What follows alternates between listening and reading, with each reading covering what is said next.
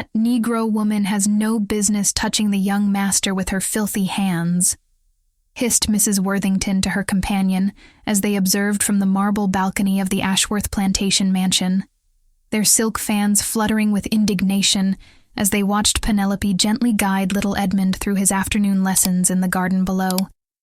The Ashworth estate sprawled across 3,000 acres of prime Virginia tobacco land, its white-columned mansion rising like a temple to southern prosperity amid manicured gardens where magnolia blossoms perfumed the humid air. Duke Ashworth, having inherited his English title through his grandfather's connections to the crown, commanded respect throughout the Commonwealth with his vast holdings, 200 enslaved souls, and a fortune built on tobacco that graced the finest drawing rooms from Richmond to London.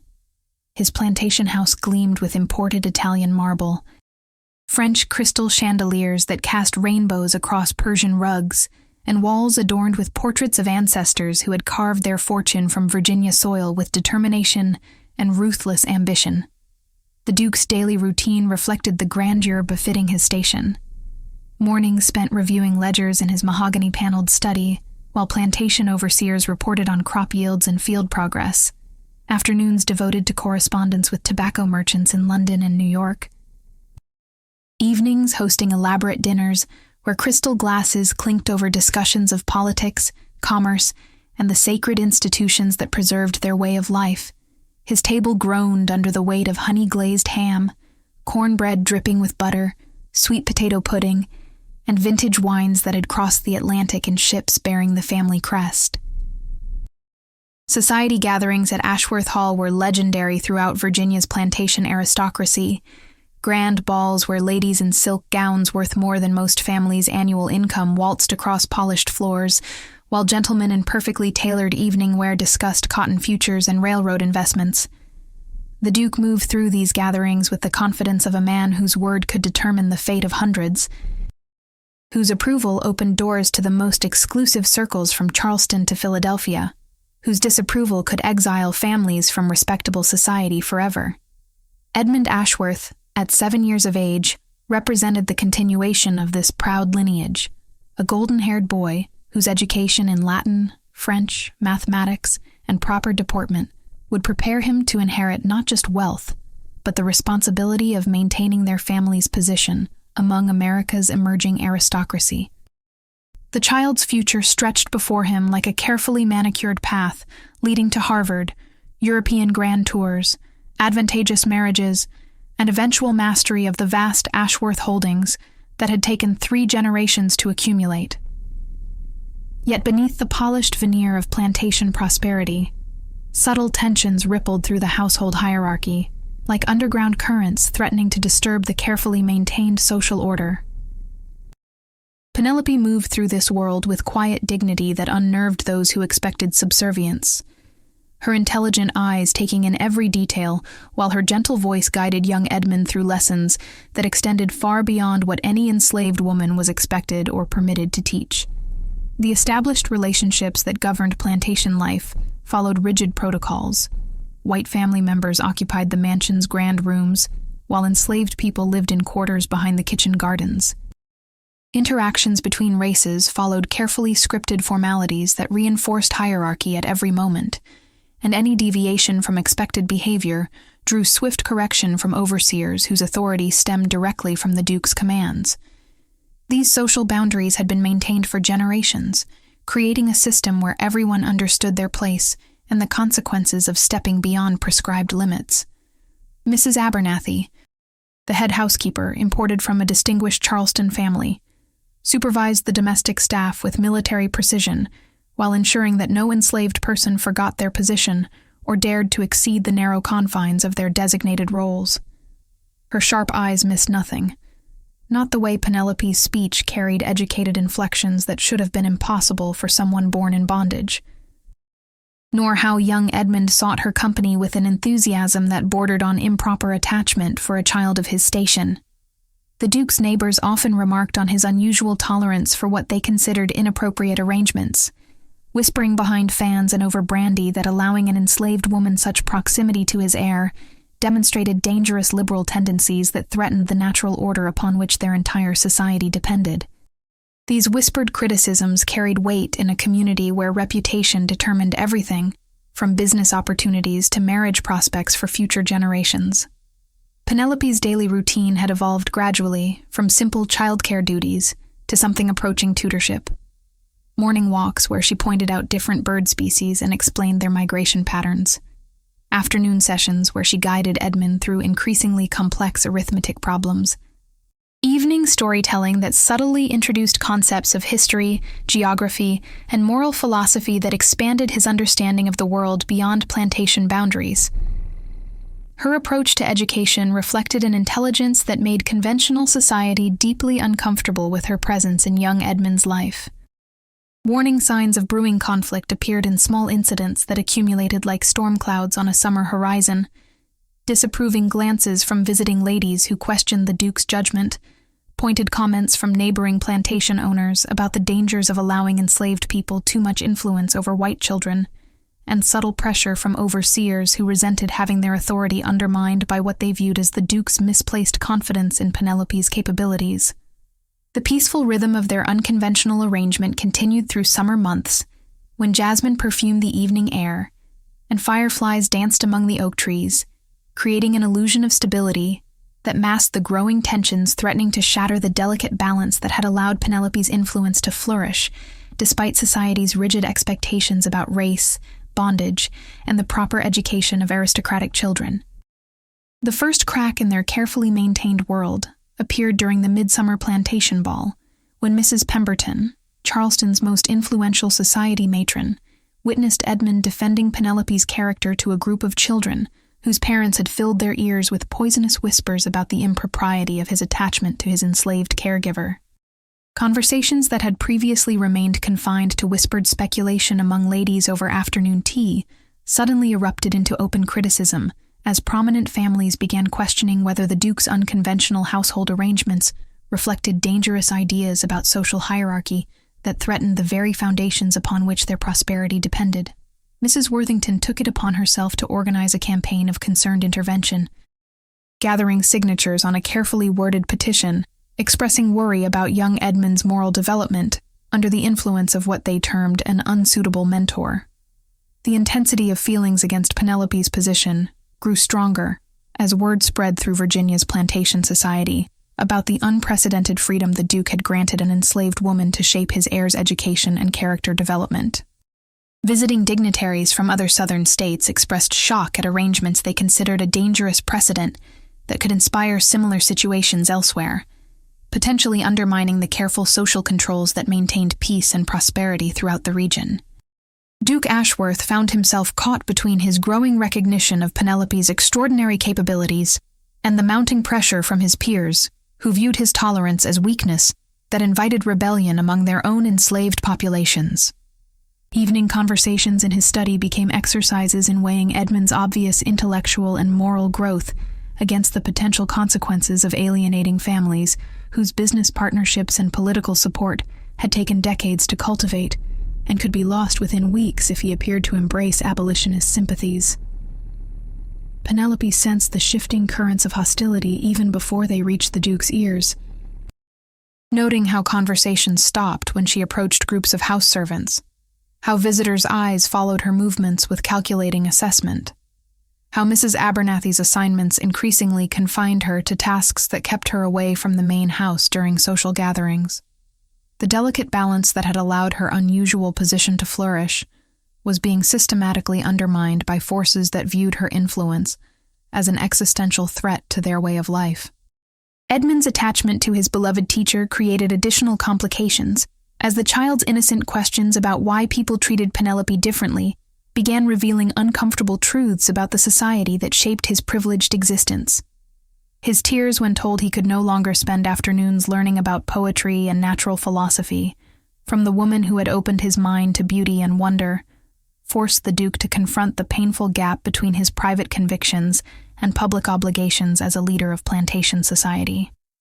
The discovery that Penelope could read and write with greater facility than many white ladies of their acquaintance sent shockwaves through the community when Mrs. Pemberton accidentally witnessed her helping Edmund compose a letter to his grandmother in perfectly formed script that demonstrated education far beyond what any enslaved person should possess. This revelation transformed whispered concerns into urgent demands for immediate action to remove what neighboring families now viewed as a dangerous influence that could inspire similar ambitions among their own enslaved populations. Family obligations weighed heavily on the Duke's conscience as his elderly mother, the Dowager Duchess, arrived from England expressing horror at arrangements that she claimed would destroy Edmund's prospects for acceptance in proper society when he eventually traveled abroad for his education.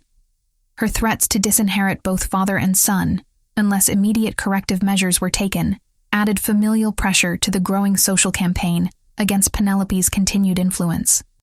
Internal conflicts tormented Penelope as she watched the child she had grown to love being pulled away from the world of learning and discovery they had built together, replaced by rigid instruction from hired tutors whose mechanical approach to education stifled the curiosity and compassion that had made Edmund such a remarkable student.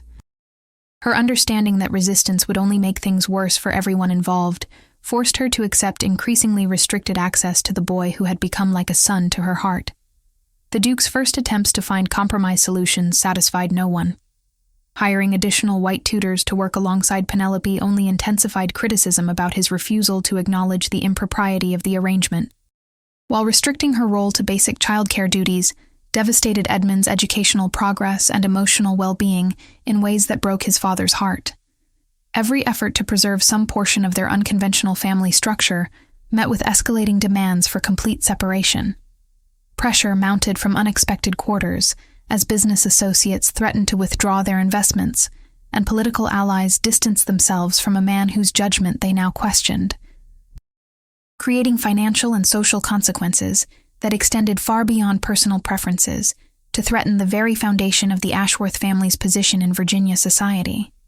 The Duke realized that his choices would determine not only Edmund's future, but the fate of everyone who depended on the plantation for their survival.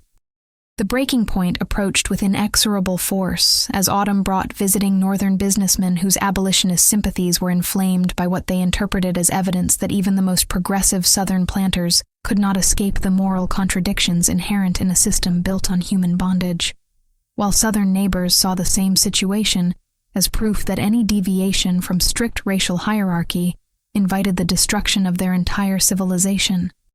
The explosion that shattered their carefully maintained world erupted during the annual Harvest Festival, when young Edmund publicly refused to participate in the traditional ceremony honoring plantation traditions, declaring to the assembled crowd that he would not celebrate institutions that prevented his teacher Penelope from receiving the recognition she deserved for her wisdom and kindness. The child's innocent rebellion sent shockwaves through the gathering of Virginia's most prominent families, who watched in horror as 7-year-old Edmund articulated criticisms of their social order with clarity that could only have come from extensive conversations about justice, equality, and human dignity.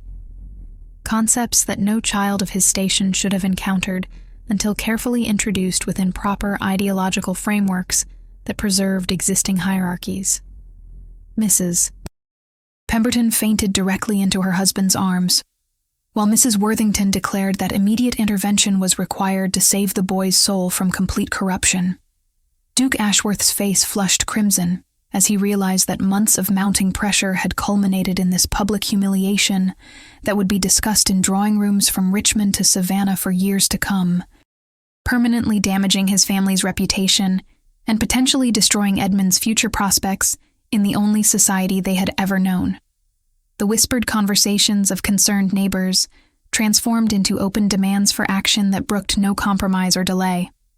Penelope felt the world crumble around her as she watched from the servants' quarters, knowing that Edmund's brave but foolish defense had sealed her fate and probably doomed the child to punishments that would crush his spirit in ways that might never heal.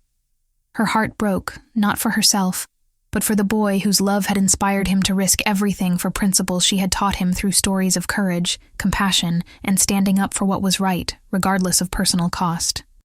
The immediate aftermath brought a fury of activity as carriages departed the plantation, carrying families who declared they could no longer associate with a household that harbored such dangerous influences.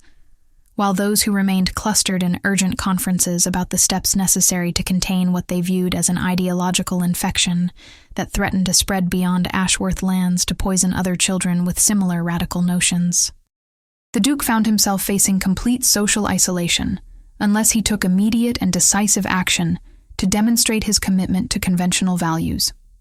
Mrs. Abernathy received orders to confine Penelope to quarters, while arrangements were made for her immediate sale to a plantation in Alabama, where her influence could never again threaten the moral development of white children. A fate that everyone understood meant separation, not just from Edmund, but from everything familiar in a world where enslaved people had no control over their destiny. The Duke's decision came delivered through intermediaries who made clear that direct appeals would be both futile and potentially dangerous for everyone involved. Edmund's tears and desperate pleas fell on ears deafened by social necessity, as his father explained through gritted teeth that sometimes love required sacrifices that seemed cruel, but served higher purposes of family honor and social stability. The child's anguished cries echoed through the mansion's halls like accusations that pierced every adult heart, capable of recognizing the injustice being perpetrated in the name of maintaining order. The revelation that Penelope's education had come from secretly reading books in the Duke's library during her few free hours transformed her from a mysteriously capable caregiver into what society viewed as a thief who had stolen knowledge that belonged exclusively to white minds, adding criminal accusations to the moral charges that justified her removal. Discovery of her carefully hidden journal filled with observations about literature, philosophy, and natural science provided evidence that horrified neighbors who had never imagined an enslaved woman capable of such intellectual depth. Colossal social pressure intensified as letters arrived from Charleston, Richmond, and even Washington expressing concern about the precedent being set if the Duke failed to take appropriate action against influences that threatened the stability upon which Southern prosperity depended. Political allies made clear that his future effectiveness in representing Virginia's interests required demonstrating unwavering commitment to the principles that governed their society. The first glimpse of Edmund's complete transformation became apparent as the boy retreated into sullen silence, refusing lessons from new tutors and rejecting attempts to redirect his interests toward activities deemed appropriate for young gentlemen of his station. His sudden hatred of everything associated with plantation life created new concerns about the lasting damage inflicted by allowing improper attachments to develop. Manifestations of the Duke's internal torment appeared in sleepless nights spent pacing his study while wrestling with choices that placed his son's happiness in direct conflict with his family's survival in the only world they knew, understanding that either decision would exact terrible costs from people he loved. The weight of responsibility for hundreds of lives that depended on his maintaining social and economic relationships battled against his growing recognition that Penelope's influence had made Edmund a better person than conventional education could have achieved.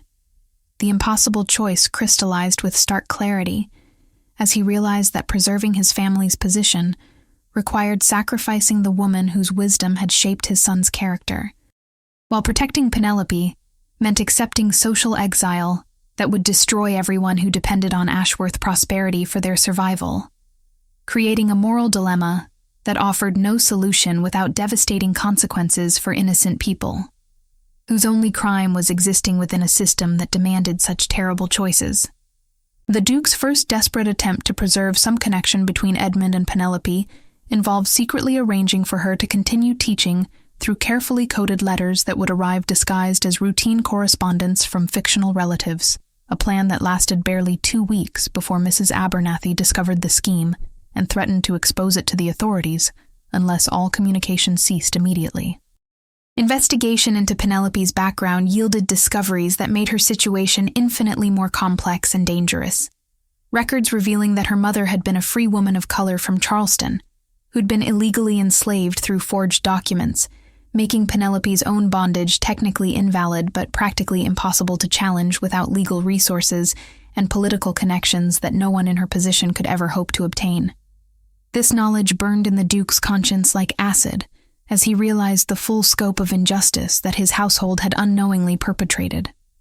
Efforts to find alternative solutions led him to contact abolitionists in Philadelphia, who might help arrange Penelope's escape to freedom, But these communications exposed him to charges of treason against Virginia law and potentially fatal accusations of inciting rebellion among enslaved populations throughout the region. The discovery that even contemplating such assistance made him a criminal in the eyes of his own society forced him to confront the true nature of the world he had always accepted without question. Penelope's own desperate researches into legal precedents for challenging her enslaved status revealed a maze of contradictory laws, corrupt courts, and systemic barriers designed to prevent exactly the kind of justice her situation demanded.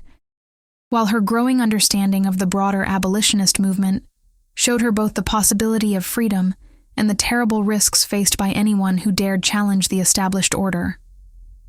Her nights became exercises in weighing impossible choices between accepting her fate and pursuing options that could result in punishments extending far beyond herself. Learning about the network of underground railroad conductors operating throughout Virginia offered tantalizing possibilities for escape that came with the knowledge that failure would result in punishments that made her current situation seem like paradise, while success would mean never seeing Edmund again, and potentially exposing other enslaved families to retaliation for her rebellion. The moral weight of decisions that affected innocent lives created agonizing dilemmas that had no clear answers. Sacrificial strategies emerged as the Duke began liquidating personal assets to create a fund that might purchase Penelope's freedom through legal channels, discovering that her value had been artificially inflated by neighbors who suspected his intentions and were determined to prevent any precedent that might encourage similar actions by other plantation owners. Every attempt to navigate the legal system revealed new obstacles placed by people who viewed his efforts as dangerous threats to social stability. The first small victory came when he successfully delayed her sale to Alabama by claiming that Edmund's health had declined so severely that medical authorities recommended against any sudden changes in his care arrangements.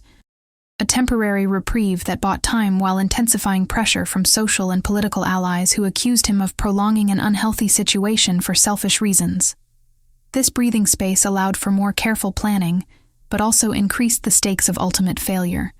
Revelations about Penelope's true capabilities emerged as the Duke began testing her knowledge and discovered intellectual abilities that surpassed those of most university graduates, including fluency in Latin and French that she had acquired through years of listening to Edmund's lessons and secretly studying discarded textbooks found in the mansion's storage rooms.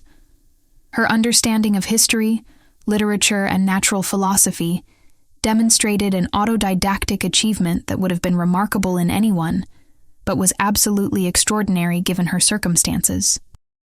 Evolution of strategies shifted toward more subtle approaches, as direct confrontation had proven impossible.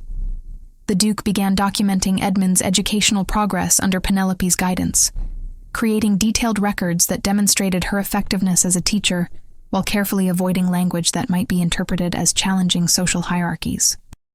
These documents would serve as evidence if opportunities ever arose to argue for her value in ways that transcended conventional categories. Pressure from his dying mother intensified as the Dowager Duchess made clear that her will would be revised to exclude both him and Edmund unless immediate action was taken to restore proper order to their household, threatening financial consequences that would extend far beyond personal loss to affect every worker and tenant whose livelihood depended on Ashworth resources. The emotional manipulation combined with practical concerns created additional layers of complexity in an already impossible situation. Growing desperation led to increasingly dangerous expedients as the Duke began secretly meeting with Quaker missionaries whose anti-slavery activities could provide models for creative solutions, understanding that discovery of these associations would result in immediate ostracism and possible criminal charges that could destroy his family's position forever. Each clandestine encounter increased both hope and peril in equal measure. The final recognition that traditional approaches had failed completely forced him to confront the need for revolutionary thinking that would challenge not just his own assumptions, but the fundamental structures of the society that had shaped his entire existence, preparing him for choices that would define not only his character, but the future of everyone he claimed to love and protect. The moment of ultimate decision arrived, when Edmund collapsed during a lesson with his new white tutor, his small body racked with fever and delirium that resisted every conventional treatment while he called repeatedly for Penelope, whose healing knowledge of herbal remedies and gentle care represented his only hope of survival, according to the family physician, who admitted his helplessness in the face of the mysterious illness. The Duke stood at his son's bedside, watching the child's life ebb away, while Mrs. Pemberton, Mrs. Worthington, and a gathering of society's most influential voices insisted that calling for Penelope would be tantamount to admitting that enslaved wisdom surpassed white medical expertise, a precedent so dangerous that it justified sacrificing one child to preserve the intellectual foundations upon which their entire civilization rested. Their arguments carried the weight of generations who had built their prosperity on the assumption that some knowledge belonged exclusively to superior races. Time pressure mounted as Edmund's condition deteriorated hourly, while the assembled families demanded an immediate decision that would either demonstrate the Duke's commitment to proper social hierarchy or reveal him as a dangerous radical whose influence threatened every child in Virginia with similar corruption. The physician's whispered admission that he had exhausted all conventional treatments left only two choices: watch his son die to preserve social conventions, or summon the enslaved woman whose forbidden knowledge might save him. Consultation with remaining allies provided no comfort, as even his closest friends urged him to accept God's will rather than validate the dangerous notion that African healing traditions possessed value equal to European medical science. Warning that news of such a decision would spread throughout the South with consequences extending far beyond his family, to encourage rebellion among enslaved populations, who might begin believing their knowledge deserved respect. The political ramifications of appearing to endorse such equality terrified men whose power depended on maintaining strict racial hierarchies. The weight of his decision encompassed not just Edmund's immediate survival, but the future of every person who depended on Ashworth resources for their livelihood, as social exile would result in economic catastrophe, affecting hundreds of families whose only crime was association with a man who chose love over convention. His choice would determine whether workers, tenants, and even enslaved people would face destitution because their patron had prioritized his son's life over social stability. Memories of Edmund's joy during lessons with Penelope contrasted sharply with the hollow-eyed child who had retreated into silence after her removal, forcing the Duke to acknowledge that his son's spirit had been dying slowly, even before illness struck his body, creating a terrible symmetry between physical and emotional destruction that made conventional medical treatment seem inadequate regardless of its source. The child's repeated calls for his beloved teacher carried desperate authority that transcended social conventions. Legacy considerations weighed heavily as the Duke realized that his decision would be remembered for generations, as either a cautionary tale about the dangers of challenging established order or an example of courage that prioritized human love over social convention. Understanding that his choice would define the Ashworth family's place in history long after immediate consequences had played out. The burden of setting precedents that other families would follow or reject created enormous responsibility for outcomes extending far beyond his personal situation. The moment of final choice arrived as Edmund's breathing became labored and irregular, while Mrs.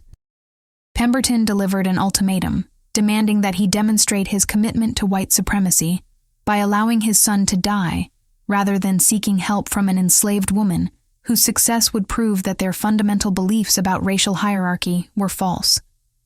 Her words carried the authority of an entire society that had built its identity on assumptions that his decision could validate or destroy. Penelope's own agonizing position emerged as word reached her quarters about Edmund's condition, knowing that any attempt to help without permission would result in punishments extending to other enslaved families, while understanding that the child's life hung in the balance of adult politics that reduced human love to questions of social policy. Her helplessness in the face of his suffering created its own form of torture that transcended physical bondage to encompass spiritual agony.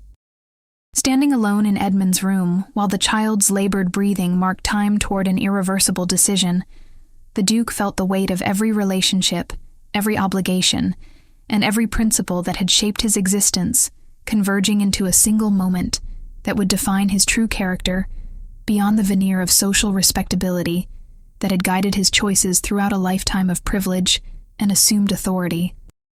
The final recognition that some choices transcended social calculation forced him to confront whether his love for his son was strong enough to challenge an entire civilization, or whether his commitment to maintaining position was more important than preserving the life of the child who had become the center of his universe, understanding that either decision would transform him into a different person than he had ever imagined becoming.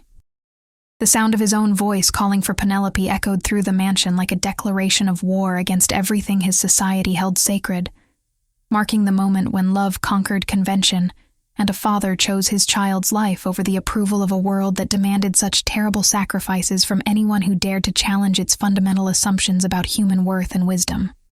Penelope's swift response to his desperate summons revealed the depths of preparation she had maintained despite her confinement, arriving at Edmund's bedside with carefully gathered herbs and remedies that demonstrated her ongoing concern for the child's welfare, even when forbidden from expressing it.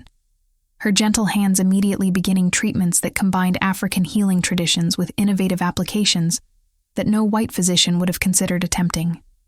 The Duke's transformation became immediately apparent as he dismissed the assembled society ladies with a firmness that brooked no argument, declaring that his son's life took precedence over their opinions, and that anyone who could not support his decision was welcome to leave his house permanently, his voice carrying an authority born from choosing love over social approval and discovering strength he had never known he possessed. Implementation of Penelope's treatment plan required the Duke to personally assist with procedures that violated every social convention about appropriate contact between races, his hands working alongside hers to prepare herbal infusions and apply poultices while he absorbed healing knowledge that challenged his assumptions about the sources of wisdom and the artificial nature of intellectual hierarchies that had governed his entire existence. The intimacy of shared concern for Edmund's welfare broke down barriers that had seemed insurmountable just hours earlier.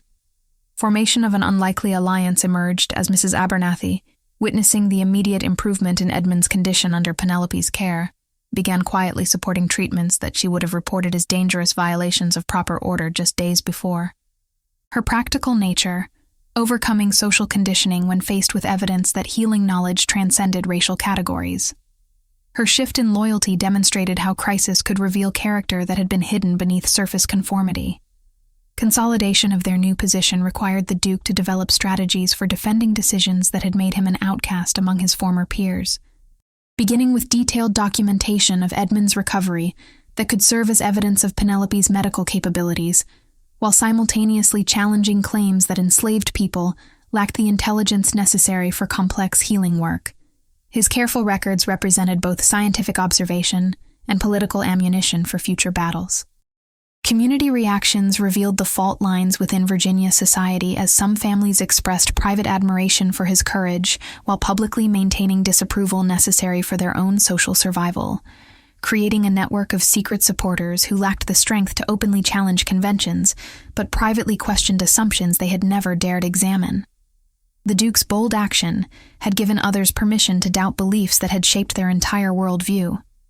Revolutionary changes in household management followed as the Duke formally appointed Penelope as Edmund's primary tutor and medical advisor, positions that carried authority transcending her legal status as enslaved property and creating unprecedented challenges to established hierarchies that would reverberate throughout the plantation community.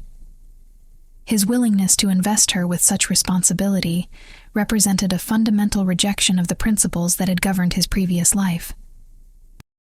Recognition of capabilities that had been systematically suppressed revealed the enormous waste inherent in a system that denied education and opportunity based on racial categories rather than individual merit, as Penelope's knowledge proved invaluable, not just for Edmund's education and health, but for improving agricultural techniques, resolving disputes among workers, and managing complex logistics that kept the plantation functioning effectively. Her contributions demonstrated the arbitrary nature of restrictions that had limited her influence. Signs of broader transformation appeared as word spread through the enslaved community about the Duke's recognition of Penelope's worth, inspiring hope and pride that had been carefully suppressed for generations, while also creating dangerous expectations that could lead to rebellions if similar recognition was not extended to others whose talents had been equally ignored. The ripple effects of his decision created both opportunities and perils that extended far beyond his immediate household. Preparation for long-term consequences required the Duke to begin building networks of support among abolitionists, Quakers, and progressive thinkers whose philosophical frameworks could provide protection for decisions that had made him vulnerable to legal and social retaliation from forces determined to preserve existing hierarchies at any cost. His transformation from plantation aristocrat to social revolutionary demanded entirely new alliances and strategies. Moments of reflection revealed the profound personal cost of his choice, as isolation from former friends and social circles left him largely dependent on relationships with people whose company had previously been unthinkable, forcing him to confront his own prejudices while building authentic connections based on shared values rather than artificial social categories. The loneliness of moral courage became a constant companion in his new existence. Final preparations for defending their transformed household involved creating legal structures that would protect Penelope's position and Edmund's unconventional education from future challenges, working with lawyers sympathetic to abolitionist causes to establish documentation that could withstand scrutiny from authorities determined to restore conventional order through any means necessary, understanding that their survival depended on anticipating every possible attack against their revolutionary arrangements. The ultimate confrontation arrived when Governor McDowell himself visited Ashworth Plantation with a delegation of Virginia's most powerful men, demanding that the Duke either restore proper racial order to his household or face charges of inciting rebellion and corrupting a minor through exposure to dangerous ideologies that threatened the stability of their entire society. Edmund's own response to this challenge astonished everyone present, as the 7-year-old boy delivered a speech defending Penelope's character and achievements with eloquence that demonstrated the extraordinary education he had received, his words carrying such moral authority that even hardened politicians found themselves questioning assumptions they had never examined about intelligence, wisdom, and human worth transcending artificial social categories. The Duke's utilization of every skill developed through months of desperate maneuvering culminated in his presentation of documented evidence, proving Penelope's invaluable contributions to plantation management, Edmund's education, and community welfare, while simultaneously revealing the illegal circumstances of her original enslavement that made her continued bondage a violation of Virginia law that the delegation was obligated to address rather than ignore. Tension reached its peak when Mrs.